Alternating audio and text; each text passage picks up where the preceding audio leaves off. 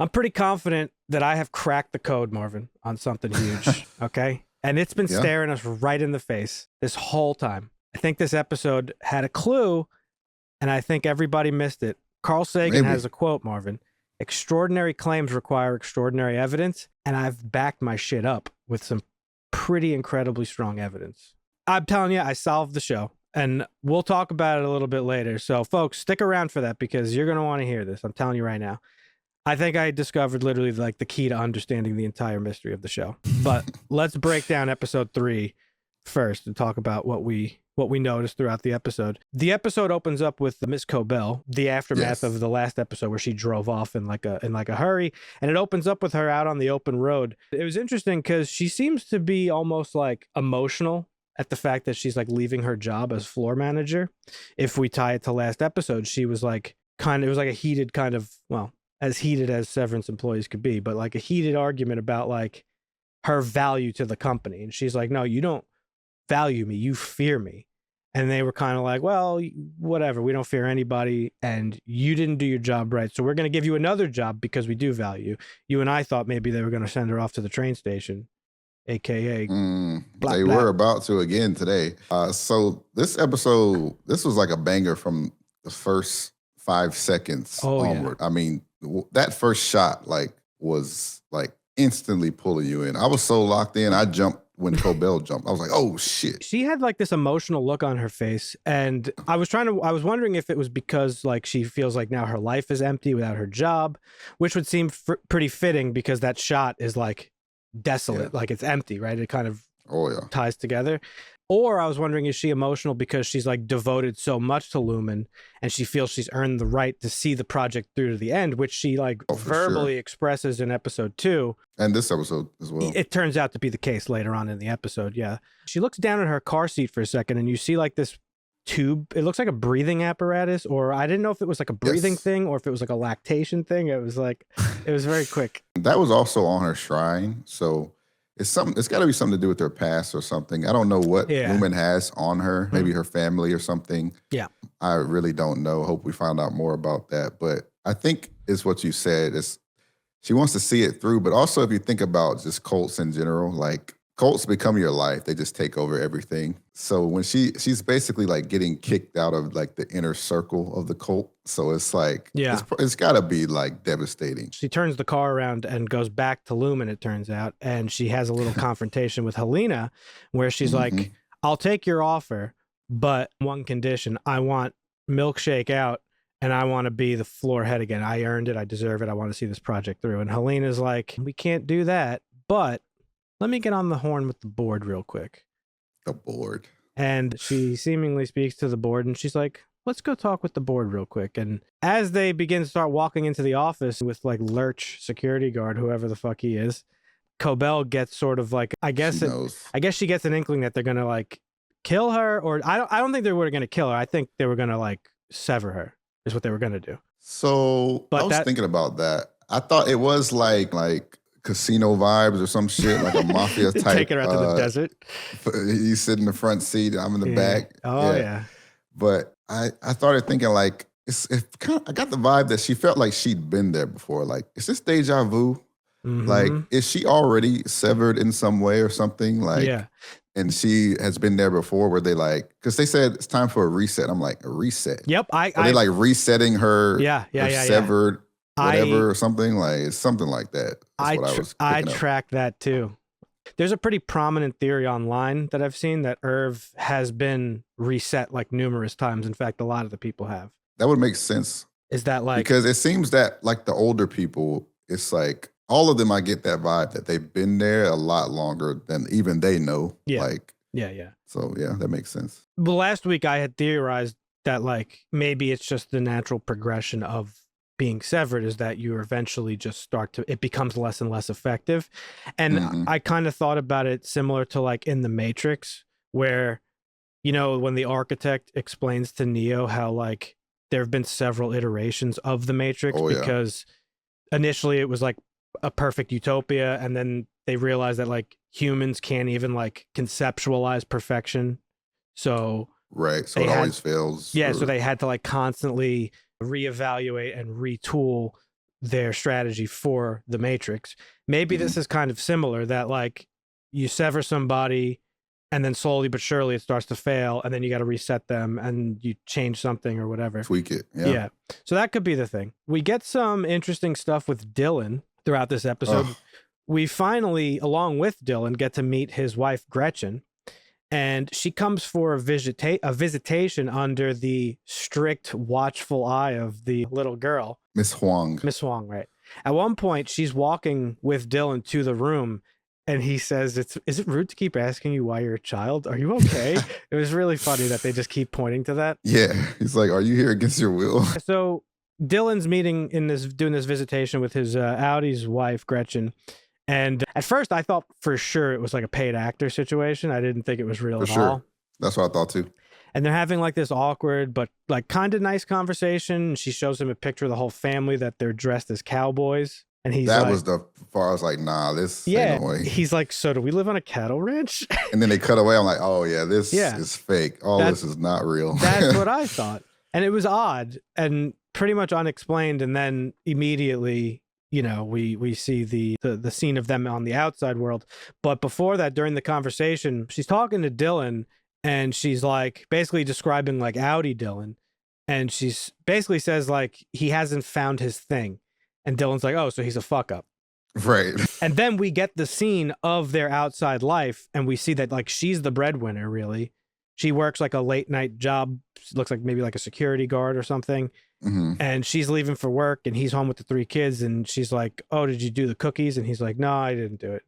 And she's like, all you got to do is just cut the cookies in half and put them in the oven. That's it, yeah. And so he's like, I don't know if he's a fuck up, but he's definitely like not a super contributing member of the marriage.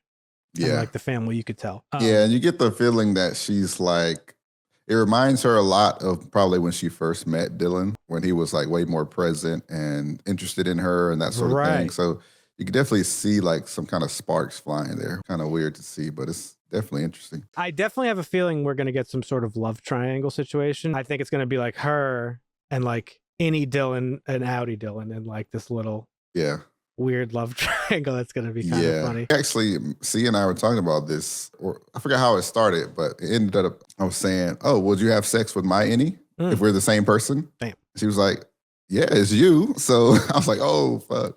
I mean, yeah, but it's not me. That's the thing. But it's not, Leave her now, Marvin. She's no good. She's trouble.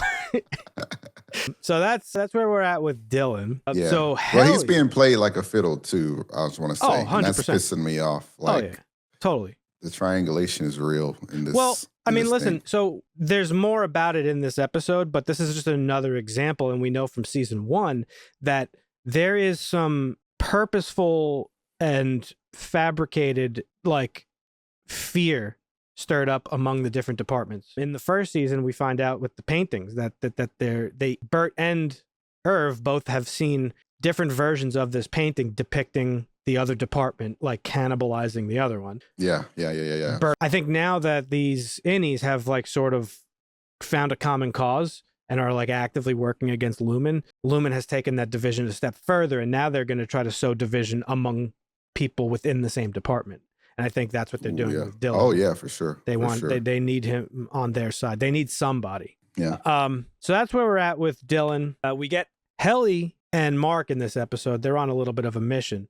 And we see Helena a few times, as well on the outside, and she's doing like sinister shit or whatever. But on the inside, her and Mark are going to go try to figure out what the fuck the deal is with the goats. Prior to that, we get some pretty interesting interactions between Helly and Mark. I'm curious if you noticed it too. Now, obviously, that was very strange. Yeah, now the whole world is obviously on board that this is Helena, like not Helly, right? It's gotta be obvious at this point. Yeah. But she's showing some behaviors that subtly suggest that it is, in fact, Helena pretending to be Heliar. And I thought it was interesting because even Mark at one point looked a little sussed out by her. And he gives her like this little like kind of side eye at one point. Like, you good?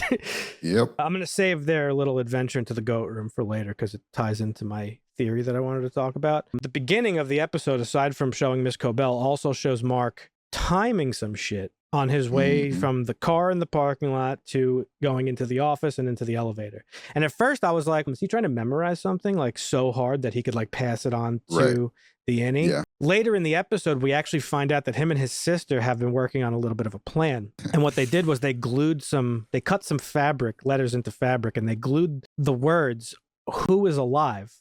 which is also the name of this episode, onto a floodlight, like a construction light. And the hope being that he could like burn the image into his eyes long enough so that as he walks into the office, when Innie Mark wakes up, that image might still be in his eyes. I thought it was a really good idea. Unfortunately, as he's training, Doctor, whom you mentioned last week, so you got a little bit of a payoff, Marvin. I was gonna say, did I predict the plot or what? Yeah, you sure I brought did. up the Doctor and the reintegration piece. Hell yeah. And it happens almost immediately. So. Yeah. I don't know where he was. He was like in the middle of nowhere, and she just pops up like Batman. No clue how she knew he was there. That's wild. But Petey's doctor shows up while he's trying to like train his eyes to like see this text. And she basically is like, yo, don't even bother. You're just going to blind yourself because the severing process also deals with your cornea. I don't even remember what she said, but she basically said something along the lines of it's just like white. They'll dilate and it resets. There you go. So that is not helpful, what you're doing.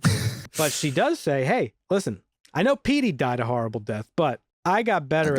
Yeah. I got better at reintegrating. So you wanna try that out? He wasn't going for it at first No. because it's like, I mean, he saw Petey bleeding out of his nose profusely. He's like, oh, how'd that go for Petey? That went real good, huh? But then they start talking about Gemma, which obviously once you find out that your wife, who you thought was dead, is alive, I'm down for anything at this point. She drops a truth bomb on him. And she tells him that the last time she saw Gemma in Lumon, she was alive. She was alive, yep. The episode actually ends with her doing this procedure on Mark, and she's like asking him all these questions and stuff. And you see, it's actually a really cool scene.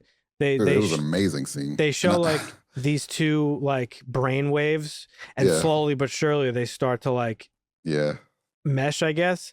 And we get imagery tied with him getting confused. It was so well put together, and I was not expecting this so soon, but I am like completely here for it. That was awesome. Yeah, like, they didn't leave us hanging. Like, nope, because we know it was probably going to be like an outcome similar to this, but they just do it. It's like, oh, this is amazing. First, Irving, we already talked about how he tried to get Dylan to go with him to the paintings that he's been doing. He's like, he thinks it's down here. Let's go check it out. Dylan's got other stuff going on, so he didn't go with them. So Irving ends up going to, what is it? O&D, Optics and Design, I think. Yeah. Bert's old department. And he meets Bert's coworker there. I forgot her name. The old lady. Yeah. And they just kind of are talking about Bert, some of the good old days. And then he shows her these pictures of Bert that he's been drawing. He's a crazy artist, by the way. So it's crazy that he was so fixated on drawing this room over and over. Right. She's slipping through his pictures of Bert, and then she gets to this door that his Audi was been painting over and over and over. And the lady's like, how do you know about the exports hall? Yeah. And everybody's probably like, oh, fuck, that's what that is. Right. Exports, you think like that's probably somewhere they're taking packages to the outside world or whatever, right? Yeah, that's what you would think. And then obviously Irving's like, do you still know where this is? So later on, back to the doctor lady, she kind of makes a mention.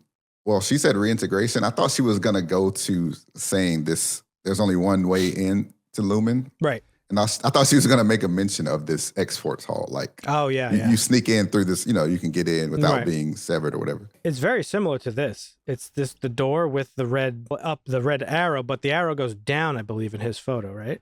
That's right. Yeah. Wonder if exports. See, I'm not exactly sure, but maybe that's where Gemma is. Because we talked about it a little bit, and we saw how Petey was drawing the map, all these other places. Yeah. And I talked about it before. There's a little place where it says people live here, ? So I don't know. Well, I wonder if it's where the train station is. Oh, once they're done, they just... No, I don't think they're getting killed. I don't think anybody's getting killed. I think they're just getting like wiped. Like literally. Oh, so that's like like the reset. Yeah. Okay. So I can see it. So at one point during the episode, Mark and Helly take a little adventure to the goat room, and they find like this little hallway that they got to crawl through some goat shit to get to. And they get to like this field in the middle of the office, and it's a big room with like hills, and there's just 50 or more baby goats running around. It's called the Mammalians Nurturable. Yep. Which is a crazy department name.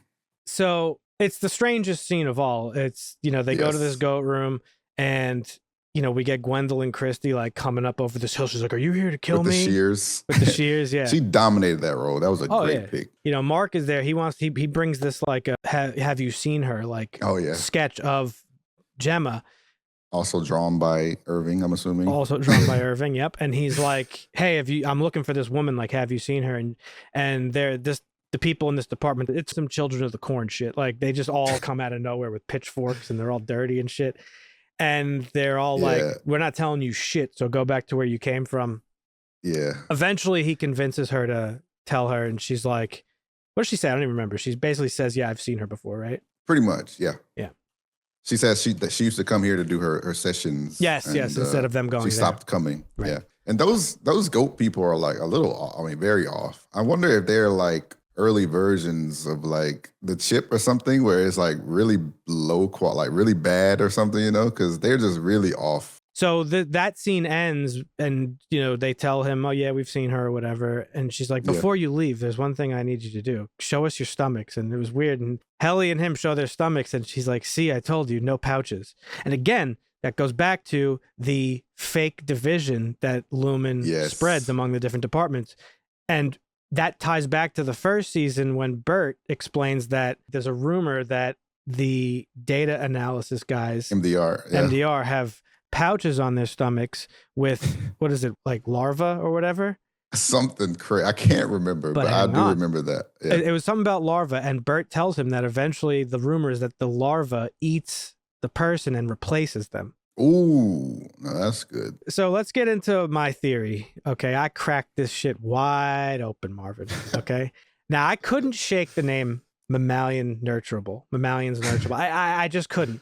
So I'm a little bit of a science nerd, as you know, Marvin.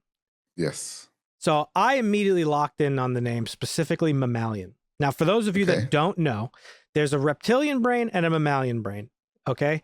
The reptilian brain evolved in reptiles and other early vertebrates around 320 million years ago. You've even heard the term reptilian brain. It's often used to describe like primitive, like sort of instinctual behavior, basically when people are being stupid, like, "Oh, it's my reptilian brain." The mammalian brain developed from the reptilian brain in mammals around 200 million years ago. So 120 million years of evolution led to the mammalian brain, which has one key feature, Marvin, that separates us mammals from the rest of the animal kingdom. Do you know what that is? Tell me. The motherfucking limbic system, baby. Okay. The limbic system is the very part of the brain that's responsible for our emotions, empathy, and memory processing. The limbic system sets mammals apart from other animals because it allows for complex social bonding, emotional regulation, and nuanced decision-making beyond just survival instincts. So it actually makes us messy creatures because we have desires and fears and empathy and just all these things that like other animals don't possess. They operate purely on survival. All things that a corporation like Lumon might view as inefficiencies or liabilities in a hyper-controlled system. There's a lot of rumors going on, a lot of stuff on the internet. Are they transferring your consciousness? Are they cloning? Are they doing all stuff? I think what Lumon's actually doing is they're targeting the limbic system, and I think I have a lot of evidence to back this up. Remember the license plate, Remedium hominibus? We mentioned it last episode because it was on it was on milk. They make a point to show it twice. It means a cure for man in Latin. Well, if Lumon sees emotion as a disease or a design flaw, then it makes perfect sense that they'd explore ways to nurture people without traditional mammalian emotional attachments, possibly by erasing or reprogramming the limbic system entirely. This aligns now with Lumon's cult-like behavior and their devotion to Kier, Egan, because maybe he sees or saw himself as like a godlike figure trying to perfect humanity by removing its emotional chaos. Severance, the program, could be the first step in isolating people into this like neatly controlled personas free of emotional complexity. That's like one of the main traits of all the innies is that they don't really have any emotion. Even Milchick doesn't have any emotion. I don't know if that's true about the emotion piece. They all have some emotion. Remember what I was saying, how we were talking about how this is like an imperfect system and they're constantly reworking it and restructuring it. The innies have emotion, but not really. Like it's all like very like bare bones stuff. So last week, like I just mentioned, we saw Helena looking at that tape of Mark and Helly. We noted that she seemed like envious of their connection. You said you think she's going to have a redemption. Well, if Lumon is working on eliminating emotion, it would explain that. Like, she likely spent her life surrounded by emotionally sanitized people. And now she's longing for like even a brief, authentic emotional experience, even if she has to be another person to experience it. I don't actually think she's faking it as Helly to spy anymore. I think she's doing it just to experience this connection. Okay. So their job, they're isolating numbers based on discomfort and emotion. The task of like refinement, what they're doing is literally they're identifying emotions and then stripping them away. That lines up with something something Irving said, which is when I stopped focusing on my work, he got basically more in love with Bert. Yep. Because when you're not focusing on your work, your emotions and all that is more in alignment. So it's like you're more human. My next point is the wellness sessions. The wellness sessions seem designed to artificially curate a one-sided emotional connection between the innie and the outie. So you go into this wellness session and she just like lists positive facts about the outie to you.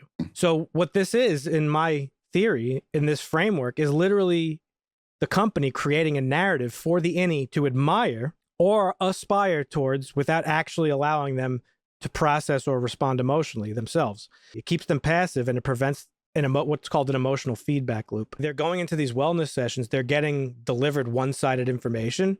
They could hear about accomplishments, they could hear about relationships on the outside and qualities about their outie life, but they're denied the ability to actually ever engage with them or express any feelings about the information. So it directly undermines our human behavior of the limbic system and its natural role in fostering like empathy and curiosity and pride.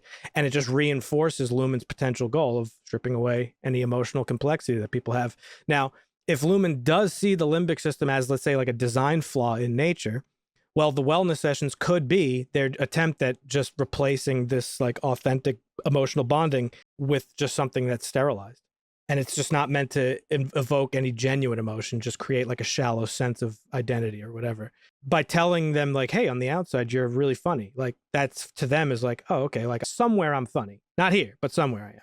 It just creates this like weird sense of self that they don't actually really have.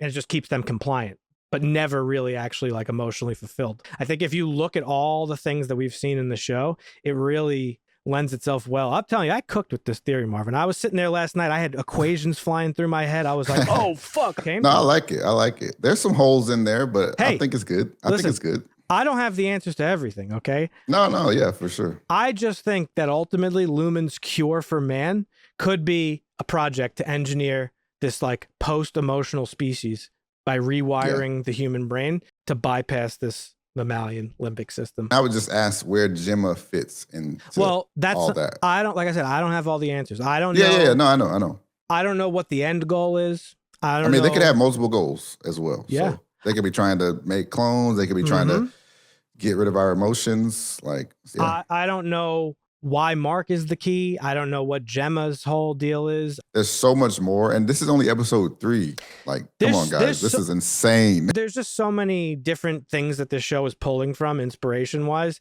that like it could literally be anything. But like I'm really interested on what Lumon's ultimate goal is. And out of everything that I could think of, I think that makes the most sense. I don't think they're cloning. I think that does make cloning is too easy. I don't think they're trying to transfer consciousness to goats. Like what the fuck does that prove? Why would this Mammalians Nurturable be a department if their goal is to like get rid of that mammalian side of your brain? Well, I mean, maybe they're trying to test to see, because goats are cute. They were all babies, if you noticed. Yeah. So what baby animals in general trigger an emotional response in people. Animals are used all the time therapeutically to help with PTSD. You give like war vets like dogs and shit. Yeah. They have emotional support dogs. They have dogs that like they have visitations at like nursing homes and stuff. So what if this is just meant to like the job is fake? Who cares what they're doing? They're just meant to be exposed to animals to see how that affects the process of severing and whatever. Yeah. I think that's what's going on, is that they're trying to do this reversal of emotion and they're struggling to like lock it in because there's all these outside things that are happening naturally because that is the natural state of human beings. It's the natural state of humans to care and to love and to like do these things. And I think all these experiments are ways to try to like figure out what those are and eliminate them. Remember this, bookmark this video, folks. Come back to it because excuse me, I think I'm going to be proven right. Remember, Marvin, I'm the world's greatest detective. My whole shit is solving movies and ruining them for people. I do it all the time. So there's my thoughts, folks. There's my big theory. Leave a comment down below. Let us know what your theories are. We want to know. We're covering Severance every week. Remember, it drops on Thursdays, not Fridays. So you can check back here. That's right. Probably on Friday nights to get our thoughts on the latest episode. So be sure to subscribe if you have not done so already and hit the bell button so you can be notified for new videos.